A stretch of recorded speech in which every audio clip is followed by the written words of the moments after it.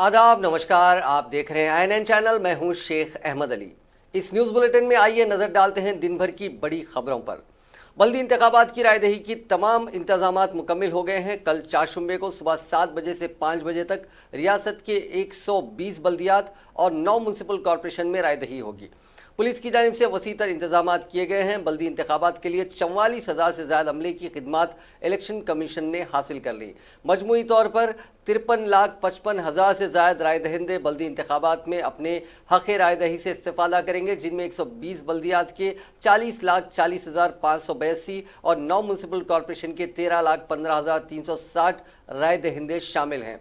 इसी दौरान रियासती इलेक्शन कमिश्नर नागी रेड्डी ने मीडिया से बात करते हुए बताया कि 2,647 बल्दी वार्ड्स और 3,800 म्यूनसिपल कॉरपोरेशन के डिवीजन्स में रायदही होगी। क़ब्ल 80 वार्ड्स और 3 बल्दी डिवीजन्स में उम्मीदवारों का बिला मुकाबला इंतखाब अमल में आ गया। बल्दी वार्ड्स के लिए 11,179 उम्मीदवार मुकाबले में हैं, जबकि माफ़ कीजिएगा 2,647 बल्दी वार्ड्स के लिए 11,179 उम्मीदवार मुकाबले में हैं, जबकि 382 डिवीजन्स के लिए 1,747 उम्मीदवार मुकाबला कर रहे हैं। उन्होंने बताया कि मुकाबला करने वाली सियासी जमातों में TRS से 2,972, कांग्रेस से 2,616, BJP से 2,313, मजलिस से 276, CPI से 117, CPM से 163, तेलुगुदेशम से 347 और आज़ाद उम्मीदवार की हैसियत से 3,750 उम्मीदवार मुकाबला कर रहे हैं। नागी रेड्डी ने बताया कि सबसे ज़्यादा राय दहिंदे ज़िले रंगारेड्डी में हैं और सबसे कम जनगांव में हैं। 120 बल्दियात में 6,188 पोलिंग मराकज़ कायम किए गए हैं, जबकि म्यूनसिपल कॉरपोरेशन में 1,773 इंतखाबी मराकज़ हैं। 25,000 पुलिस जवानों की सख्त तरीन सिक्योरिटी में इंतखाबात को पुरअमन बनाने के इक़दाम किए जा रहे हैं। उन्होंने कहा कि रियासत के 2,355 पोलिंग मराकज़ पर वेबकास्टिंग के जरिए निगरानी की जाएगी। बाकी पोलिंग मराकज़ पर वीडियो रिकॉर्डिंग की जाएगी। 1,112 पोलिंग मराकज़ के बाद माइक्रो ऑब्जर्वर्स रायदही के अमल की निगरानी करेंगे।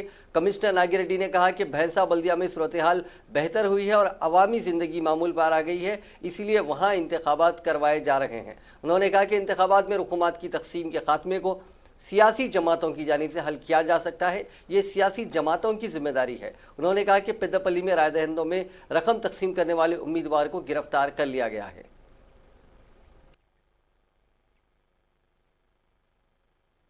मगर एक चॉइस है लॉ के मुताबिक से, उसके मुताबिक से उन्होंने एक वोट बैलेट पेपर देते हैं उनको, वो वोट डालते हैं, वो वोट लिफाफा में बंद करके दे देते हैं हमको। वो क्यों? अगर इलेक्शन पिटीशन कोई डाले तो कोर्ट में उसको ओपन करके जो बॉक्स में डाला गया है उसको निकाल के, और ये टेंडर वोट को निकाल के कोर्ट डिसाइड कर सकता है किसको वैलिड वोट रहना चाहिए, ठीक है ना। मगर हम जब काउंटिंग करते हैं 25 को, टेंडर वोट को हम नहीं काउंट करते, बस जो भी वो डाला गया उसी को काउंट हो जाता है रूल इलेक्शन लॉ के मुताबिक से, ठीक है। मगर अब ये टेंडर वोट आने से अगर रीपोल हो गए तो उसका प्रॉब्लम कैंसिल हो जाता है। अब आप लाख रुपए ही जब्त हुए हैं, लेकिन करोड़ों रुपए की बात चल रही है इलेक्शन के खर्चे के लिए। आप इसको कैसा देखते हैं? इलेक्शन कमीशन क्या विजिलेंस डिपार्टमेंट कुछ कमजोर काम कर रहा है? आप खुद बोल रहे हैं, पब्लिक से अपील कर रहे हैं कि आप ऐसा करना चाहिए, वैसा करना चाहिए। 44 लाख रुपए बता रहे हैं आप, जबकि अखबार में खबरों में ये बता रही करोड़ों रुपए का खर्च हो रहा है इलेक्शन में। आप इसको कैसा देखते हैं? बहुत अंतर होता है, जो रियलिटी होता है, जो केसेस होते हैं, सभी जगह में वो अंतर होता है। मगर ये इलेक्शन लॉ में फ्रीडम दिया गया है, इसको कॉग्निजेबल ऑफेंस नहीं बनाया गया। ब्राइबिंग जो है, अगर कोई ऑफिशियल ब्राइब ले रहे काम के लिए, वो कॉग्निजेबल ऑफेंस है, उसको अरेस्ट कर सकते हैं पुलिस सीधा। मगर इलेक्शन में जब ब्राइब दिया जाता है वो कॉग्निजेबल ऑफेंस नहीं है, पुलिस ऑफिसर उसको इमीडिएटली अरेस्ट नहीं कर सकता है, उसको कोर्ट में ले जाना पड़ता है। इसलिए केसेस नहीं कर रहे हैं, इसलिए कोई कार्रवाई नहीं हो रही क्या? उसीलिए उससे भी थोड़ा फर्क पड़ रहा है। फिर भी पूरा कभी भी लॉ मशीनरी को पूरा कभी नहीं मिलता है, किसी में नहीं मिलता है, मगर ये कॉग्निजेबल नॉन कॉग्निजेबल होने से और भी कम हो रहा है। मुल्क भर में NRC सीए और एनपीआर पर एहतजाज जारी है। दिल्ली के शाहीन बाग के एहतजाज ने सारी दुनिया की तवज्जो अपनी जानिब मबजूल करा ली है। शाहीन बाग की तर्ज पर मुल्क की दीगर रियासतों और मेट्रो शहरों में भी खवातीन एहतजाजी मुजाहरों में हिस्सा लेना शुरू कर दिया है। हैदराबाद में भी इस कानून के खिलाफ एहतजाजी जलसे जारी हैं। ऐसा ही एक एहतजाजी मुजाहरा मासाब टैंक इलाके में वाक़ हॉकी ग्राउंड के रूबरू हुआ, जिसमें खवातीन ने प्ले कार्ड्स थामे खामोश एहतजाज किया, जिन पर उन काले क़वानीन के खिलाफ नारे तहरीर थे।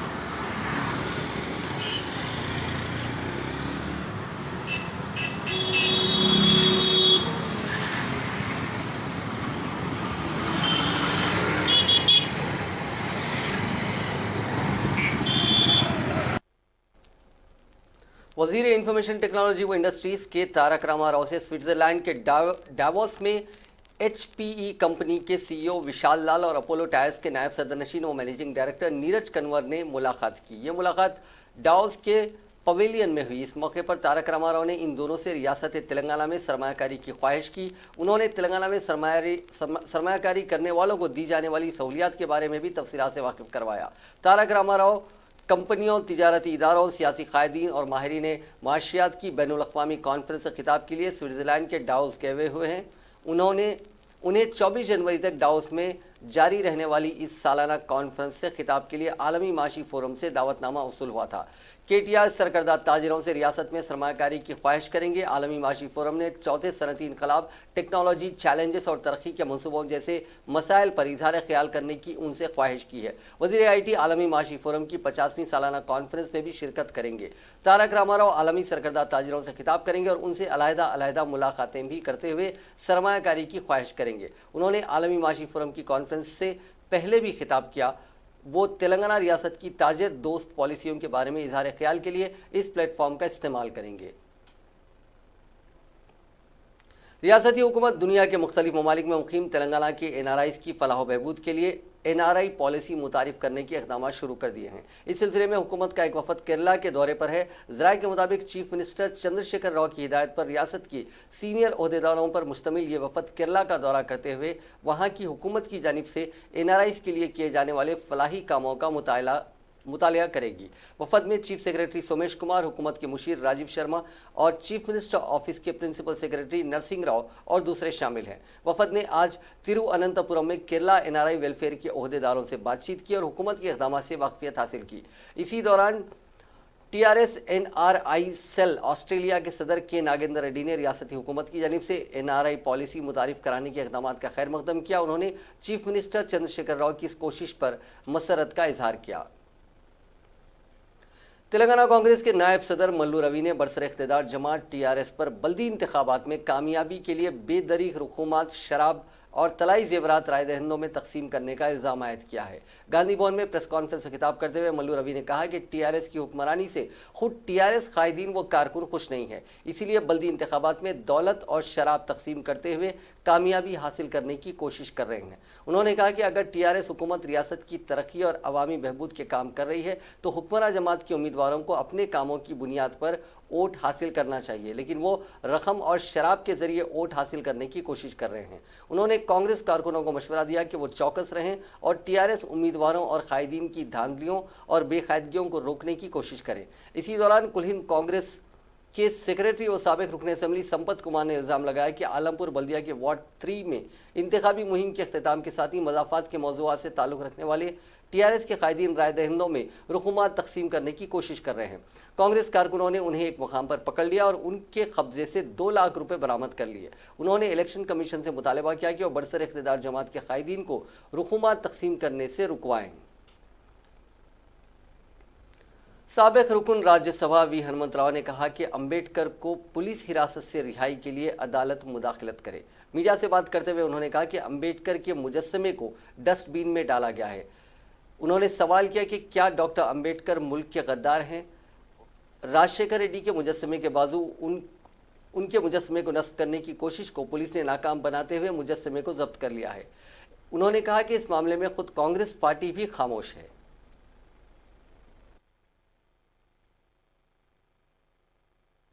का रहता उसके बाजू दूसरा रहता, उसको रोकने का क्या काम करते? क्या बुरा करा अंबेडकर? कॉन्स्टिट्यूशन आर्टिकल 3 लिखना बुरा है? आज तेलंगाना किसके वजह से बना? आर्टिकल 3 की वजह से सोनिया गांधी पार्लियामेंट में बिल लाके बनाए। उस स्टेट में अंबेडकर को रखते और 124 का फीट का अंबेडकर स्टैचू लगाते, बल्कि 4 साल हुआ अभी तक स्टैचू का है नहीं मालूम। मैं लायक स्टैचू को पुलिस स्टेशन में रखते हो, उग्रवादी है, टेररिस्ट है। मैं चाहता हूं जुडिशरी में इन्वॉल्व होकर मेरे को स्टैचू दिलाना। मैं बार बार बोल रहा हूं, मैं कोई हमारा पार्टी के तरफ से हो कोई भी नहीं बात करे। तो इस वजह से 25 तारीख को रिजल्ट आने के बाद मैं एक मुहिम चलाने वाला हूं। अंबेडकर के वास्ते कुर्बानी देने को भी तैयार हूं। जो अंबेडकर के निचले वर्गों को ही नहीं, गरीब का ही नहीं, सबके साथ था।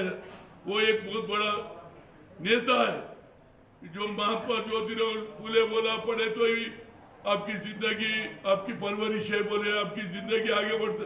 ये बैरिस्टर बन के इस देश का कॉन्स्टिट्यूशन बनाए वालों का आज कॉन्स्टिट्यूशन अमेंडमेंट बिल भी क्या बोल रहे?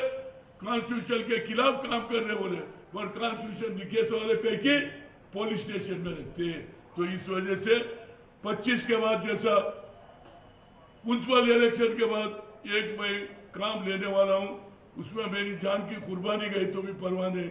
मगर अंबेडकर का हम इज्जत रखेंगे जब तक ये देश रहेगा। अंबेडकर, महात्मा गांधी, पंडित जवाहरलाल, इंदिरा गांधी के बाद इनका भी दर्जा है। गरीब आदमी को मौका दिया, गरीब आदमी रोड पर चलने का मौका दिया, पानी बोड़ी में जाके पानी पीने को भी नहीं था, मंदिर में जाने का भी नहीं था। वैसे लोगों को आज आगे बढ़ाया। उनके वजह से मैं कोई भी सैक्रिफाइस को रेडी हूं अंबेडकर के वास्ते, यही बोलने को आया। Thank you. संगारेड्डी के कांग्रेस रुकन असेंबली जयप्रकाश रेड्डी के खिलाफ रियासती इंसानी हुकूक कमीशन में शिकायत दर्ज करवाई गई। तेलंगाना प्राइवेट एम्प्लॉयज़ एसोसिएशन के नुमाइंदों ने जग्गा रेड्डी के खिलाफ इंसानी हुकूक कमीशन में शिकायत दर्ज करवाई कि उन्होंने वजीर फाइनेंस हरीश राव के खिलाफ मुतनाज़िया रिमार्क्स किए हैं। एम्प्लॉयज़ एसोसिएशन के नुमाइंदों ने जग्गा रेड्डी के रिमार्क्स की शदीद मजम्मत की और वजीर हरीश राव से गैर मशरूत माजरत ख्वाही का मुतालबा किया। तेलंगाना बीजेपी के सीनियर लीडर इंद्रसेन रेड्डी ने इल्ज़ाम लगाया है कि इलेक्शन कमीशन हुकूमत की हाथों की कठपुतली बन चुका है। मीडिया से बात करते हुए उन्होंने कहा कि इलेक्शन कमीशन अपने इख्तियारात का इस्तेमाल सिर्फ हुक्मरान जमात के हक़ में कर रहा है। इलेक्शन के दौरान होने वाले पुरतशद्दुद कार्रवाइयों के खिलाफ पुलिस भी अपोजिशन जमातों के कायदीन का तहफ़्फ़ुज़ करने के बजाय हुक्मरान जमात के हक़ में काम कर रही है। अपोजिशन जमातों के अफराद पर हमला होता है तो पुलिस अपोजिशन कायदीन को पुलिस स्टेशन में तलब करके पूछताछ कर रही है। उन्होंने कहा कि बीजेपी उम्मीदवारों और कायदीन को ज़दोकोब किया जा रहा है और पुलिस खामोश तमाशाई बनी हुई है। इलेक्शन कमीशन अपोजिशन जमातों को खातिर में नहीं ला रही है और ना ही उनके तहफ़्फ़ुज़ का ख्याल रखा जा रहा है। उन्होंने इल्ज़ाम लगाया कि नागी रेड्डी ने इलेक्शन कमीशन के विखार की धज्जियाँ उड़ाई हैं।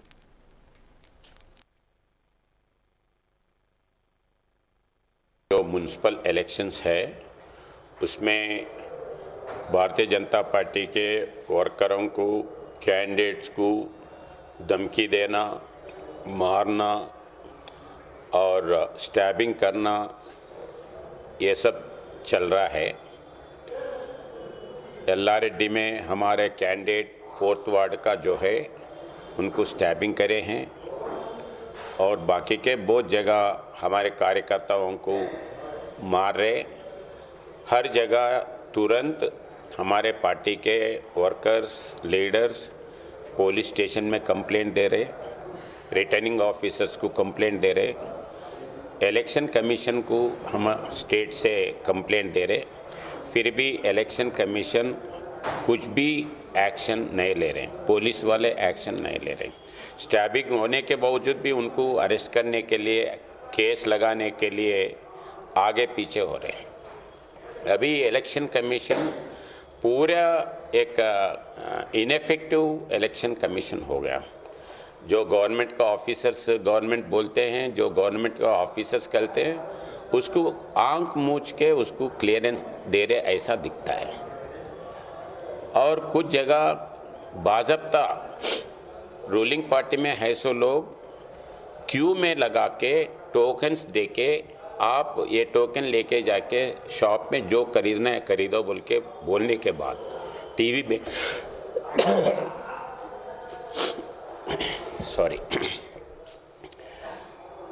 टीवी में लाइव टेलीकास्ट होने के बाद पेपर में बड़े बैनर्स में फ़ोटो के साथ आने के बावजूद भी इलेक्शन कमीशन उनके ऊपर एक्शन लेने के लिए कुछ भी एक्टिव नहीं है।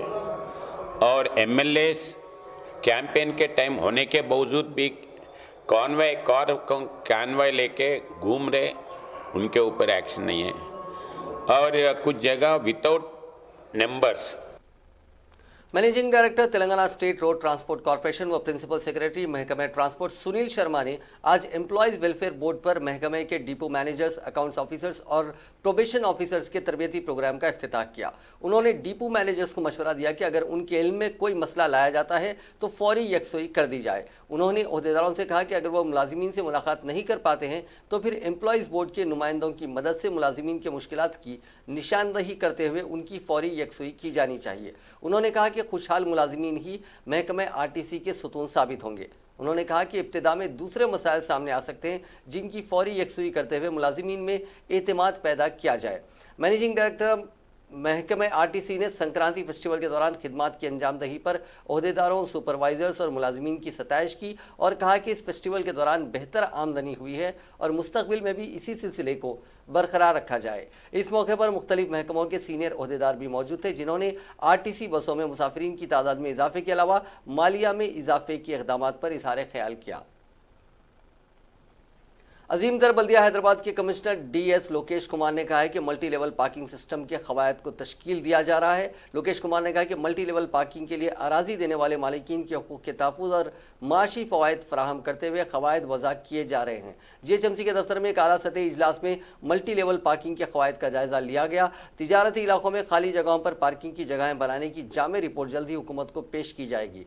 जीएचएमसी इस पार्किंग सिस्टम के जरिए आमदनी वसूल करने का इरादा नहीं रखता, ताहम पार्किंग में गाड़ियों की हिफाजत और ड्राइवरों को सहूलत फराहम की जाएगी। उन्होंने कहा कि हुकूमत खाली अराजियात के मालिकीन से मुआहदा करते हुए आलमी एजेंसियों के साथ मिलकर काम करेगी। उन्होंने कहा कि पार्किंग का निज़ाम मुकम्मल तौर पर खानगी होगा।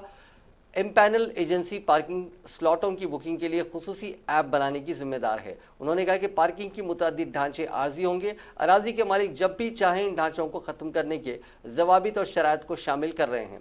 फास्ट ट्रैकिंग सिस्टम के जरिए पार्किंग के इजाज़तनामे जारी किए जाएंगे।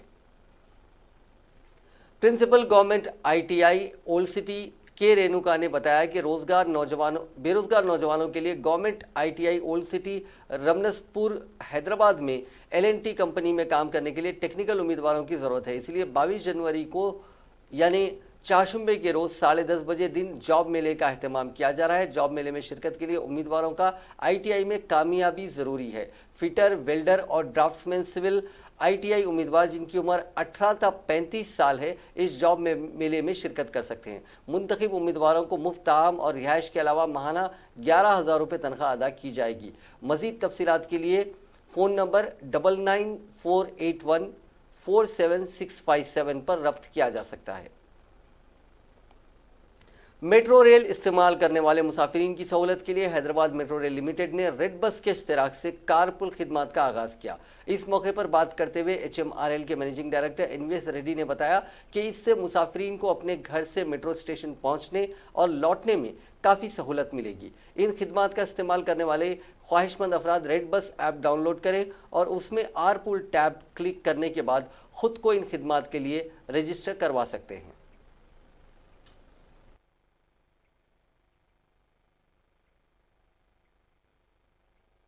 यहाँ पर उपस्थित हैं जो कारपूल सर्विस है, जो रेड बस के कारपूल और बाइक पूल सर्विस का नाम है कारपूल, और हैदराबाद मेट्रो रेल लिमिटेड के बीच में एक कोलैबोरेशन या पार्टनरशिप का अनाउंसमेंट करना था। कारपूल जो है वो रेड बस एप्लीकेशन के अंदर पाया जाता है। इससे लोग एक दूसरे के साथ कार या बाइक में पूलिंग करके ट्रैवल कर सकते हैं। इसका फ़ायदा ये होता है कि जो उसके जो यात्री हैं, जो राइड टेकर्स हैं, उनको एक कन्वीनियंट मोड ऑफ एक्सेस मिल जाता है और जो कॉस्ट है वो कैब्स या ऑटो फेयर्स के मुकाबले काफ़ी सस्ता है। और जो राइड गिवर्स हैं उनको इस प्रकार से शेयरिंग करने से उनकी जो कॉस्ट होती है, जो गाड़ी चलाने में जो फ्यूल की जो कॉस्ट है, मेंटेनेंस की जो कॉस्ट है, EMI की जो कॉस्ट है, वो जो कॉस्ट जो है वो सेव कर पाते हैं, उनको थोड़ा बहुत कॉम्पनसेशन मिल जाता है। और इससे द नंबर ऑफ कार्स जो रोड में सड़क पे आती हैं वो भी दिन पर दिन बढ़ता जाएगा। जैसे ये नेटवर्क बढ़ता जाएगा तो जितने भी व्हीकल्स रोड में हैं वो इसके नंबर्स घटते जाएंगे, तो इससे ट्रैफिक का सिचुएशन भी इम्प्रूव हो सकता है और पोल्यूशन भी कम हो सकता है। तो कारपूल का मकसद यही है। और आज हम हैदराबाद मेट्रो के साथ एक पार्टनरशिप कर रहे थे जिससे मेट्रो का जो फर्स्ट माइल और एंड माइल उसको हेल्प करने के लोगों को अगर मेट्रो आसानी से पहुंच सके, अगर कम दाम में पहुंच सके तो ज़्यादा लोग मेट्रो का यूज़ करेंगे। तो उसको फैसिलिटेट करने के लिए आज हम एक पार्टनरशिप अनाउंस कर रहे हैं। यहाँ पर कारपूल से लोग फर्स्ट माइल और एंड माइल अपने घर से मेट्रो या फिर मेट्रो से ऑफिस कारपूल के थ्रू कर सकते हैं। और इसको ज़्यादा बढ़ावा देने के लिए मेट्रो स्टेशंस में डिजिग्नेटेड कारपूल जोन्स रहेंगे। आंध्र प्रदेश में 3 दारुल हुकूमतों की तश्कील से मुतालिक बिल आज कानून साज काउंसिल में पेश किया गया। ये बिल पीर को असेंबली में मंजूर किया जा चुका है। Chief minister YS Jaganmohan Reddy ने बिल पर इजहार ख्याल करते हुए 3 दारुल हुकूमतों के क़याम की ज़रूरत से ऐवान को वाकिफ़ करवाया। इस बिल का मकसद विशाखापट्टनम को इंतज़ामी दारुल हुकूमत, करनूल को अदालती दारुल हुकूमत और अमरावती को मुक़न्नना दारुल हुकूमत बनाना है। चीफ मिनिस्टर ने ऐलान किया कि सेक्रेटेरिएट और दूसरे महकमे विशाखापट्टनम में कायम किए जाएंगे। उन्होंने कहा कि अवाम हकीकत को महसूस करें, वो उन्हें नक्शों और झूठे वादों से धोखा नहीं दे रहे हैं। चीफ मिनिस्टर ने कहा कि सिर्फ 10% अखराजात से ही हम विशाखापट्टनम को तरक्की दे सकते हैं, जो रियासत का पहले ही से खूबसूरत शहर है। उन्होंने कहा कि ऊंची इमारतों और दारुल हुकूमत की अखराजात से ज़्यादा रियासत की तरजीहात अहमियत की हामिल होती हैं। उन्होंने वाज़ेह किया कि श्री कृष्णा और शिवराम कृष्णा कमेटी रिपोर्ट्स ने भी गैर मरकूजियत की सिफारिश की है। उन्होंने अमरावती का हवाला देते हुए कहा कि आज हम दारुल हुकूमत की तामीर के लिए ही 1 लाख करोड़ रुपए की सरमाकारी के मौक़िफ़ में नहीं है। उन्होंने कहा कि हमें आबपाशी प्रोजेक्ट्स की तामीर के लिए 30,000 करोड़ रुपए की ज़रूरत है। सरकारी इदारों के जरिए सेहत की बेहतर खिदमत और तालीमी शोबे के लिए हमें 26,000 करोड़ रुपए दरकार हैं। हर ज़िले को बुनियादी सहूलतों की फरहमी के लिए भी हज़ार करोड़ रुपए की ज़रूरत है और हर बल्दिया के लिए कम से कम 500 करोड़ रुपए दरकार हैं। चीफ मिनिस्टर ने कहा कि विजयवाड़ा मुख्तलिफ रियासतों से इंतहाई करीब शहर है। उन्होंने बिल की पेशकशी की मुदाफ़ियत करते हुए कहा कि अगर हम चेन्नई का तकाबुल करें तो ये विजयवाड़ा से बहुत करीब है। दूसरी रियासतों के अहम शहर भी विजयवाड़ा से करीब हैं। उन्होंने कहा कि रियासत में 3 दारुल हुकूमतों के क़याम के दौरान अमरावती से कोई नाइंसाफ़ी नहीं की जाएगी और इसके साथ भी इंसाफ होगा। उन्होंने कहा कि अमरावती में मुक़न्नना असेंबली मौजूद रहेगी जहां क़वानीन बनाए जाएंगे। चीफ मिनिस्टर ने वाज़ेह किया कि YSR कांग्रेस के दौरे हुकूमत में अमरावती के किसानों से कोई नाइंसाफ़ी नहीं की जाएगी। तेलुगुदेशम के रुकने काउंसिल डी माणिक्य वरप्रसाद राव ने आज रियासती काउंसिल से इस्तीफा दे दिया। अमरावती के आंध्र प्रदेश के वाहिद दारुल हुकूमत के मौक़िफ़ से महरूमी से मायूस माणिक्य वरप्रसाद ने अपना मकतूब इस्तीफा सदर तेलुगुदेशम एन चंद्रबाबू नायडू को रवाना कर दिया। उन्होंने कहा कि वाईएसआर कांग्रेस पार्टी ने रियासत में 3 दारुल हुकूमतों की तश्कील का जो मनसूबा बनाया है उसके खिलाफ बतौर एहतजाज वो मुस्तफ़ी हो रहे हैं और अमरावती चूँकि वाहिद दारुल हुकूमत के मौक़िफ़ से महरूम हो रहा है इसलिए वो इस ओहदे पर बरकरार रहने के ख्वाह नहीं है। उन्होंने तेलुगुदेशम क़यादत से इज़हार तशक्कुर किया कि उन्हें रुकने काउंसिल बनाया गया और सियासत में हिम्मत अफजाई की। माणिक्य वरप्रसाद ने कहा कि अब से वो सरगर्म सियासत से खुद को दूर रखेंगे। आंध्र प्रदेश में वाईएस जगनमोहन रेड्डी की हुकूमत ने रियासती कानून साज काउंसिल को मनसूख कर देने का फैसला किया है। समझा जाता है कि इस सिलसिले में बहुत जल्द असेंबली में एक करारदाद मंजूर की जाएगी। बताया गया है कि हुकूमत ने आंध्र प्रदेश कानून साज काउंसिल को मनसूख कर देने से मुतालिक करारदाद तैयार कर ली है। सियासी माहिरीन का कहना है कि किसी भी रियासत में कानून साज काउंसिल को मनसूख करने के लिए काबीना की मंजूरी के साथ रियासती असेंबली में 2/3 अक्सरियत की ज़रूरत पड़ती है। रियासत में वाईएसआर कांग्रेस पार्टी को दरकार अक्सरियत हासिल है। इसके अलावा असेंबली में मंजूर की जाने वाली करारदाद को पार्लियामेंट के दोनों ऐवानों की मंजूरी की ज़रूरत भी होती है।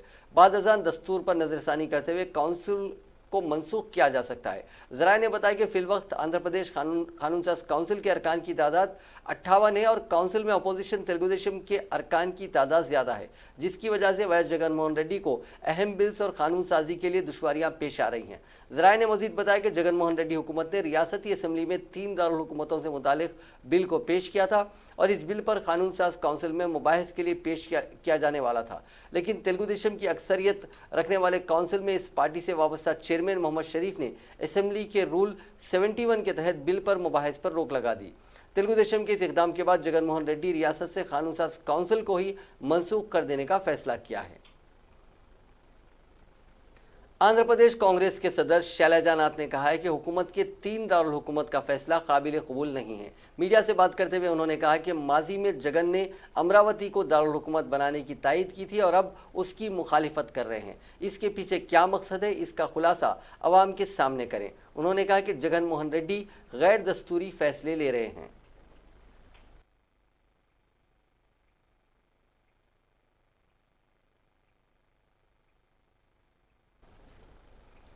उत्तर प्रदेश की राजधानी लखनऊ में बीजेपी की जानिब से सीए की हिमायत में मंगल को मुनक्किद रैली से खिताब करते हुए वजीर दाखिला अमित शाह ने अपोजिशन को इस कानून पर उनसे डिबेट का चैलेंज देते हुए कहा कि शहरियत तरमीमी कानून को हुकूमत किसी भी सूरत में वापस नहीं लेगी।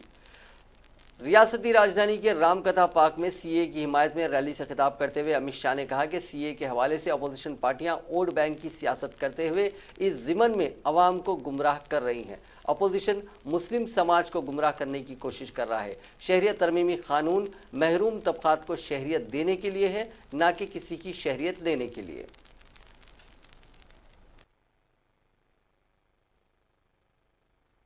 मुंड ही मुंड दिखाई पड़ते हैं। इस सभा में उपस्थित प्यारे भाइयों, बहनों, माताओं और मेरे जिगर के टुकड़े जैसे युवा मित्रों, आज भारतीय जनता पार्टी के जन जागरण अभियान के लिए मैं आज आप सबके बीच में आया हूं।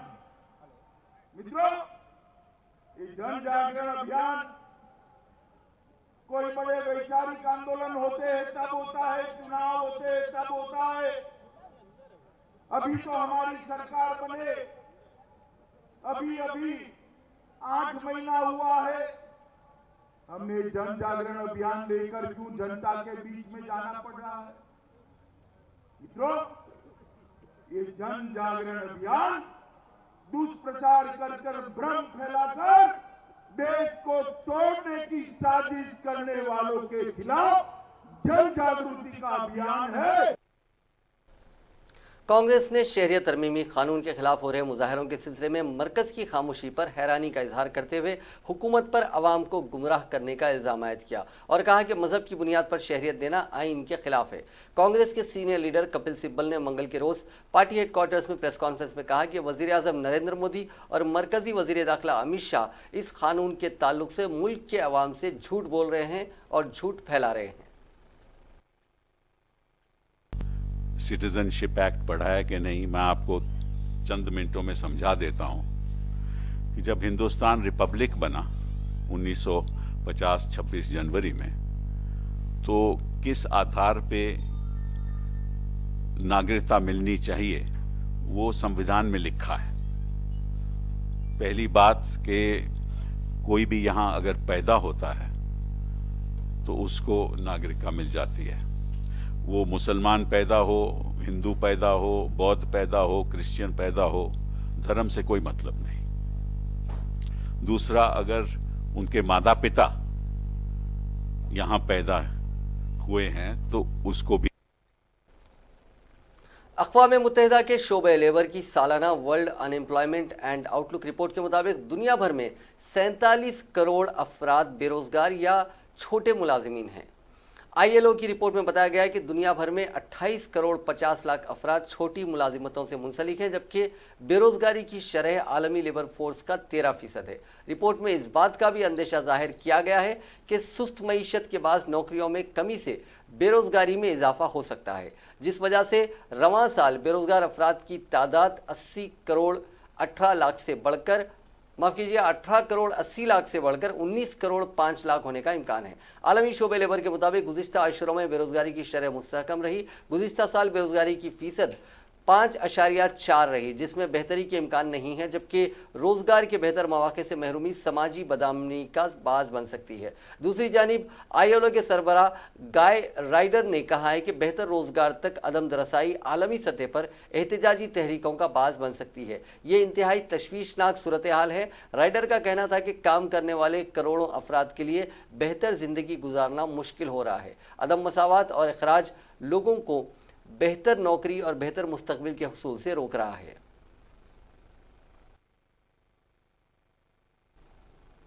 नाज़रीन, इस न्यूज़ बुलेटिन में बस इतना ही। देखते रहिए INN चैनल।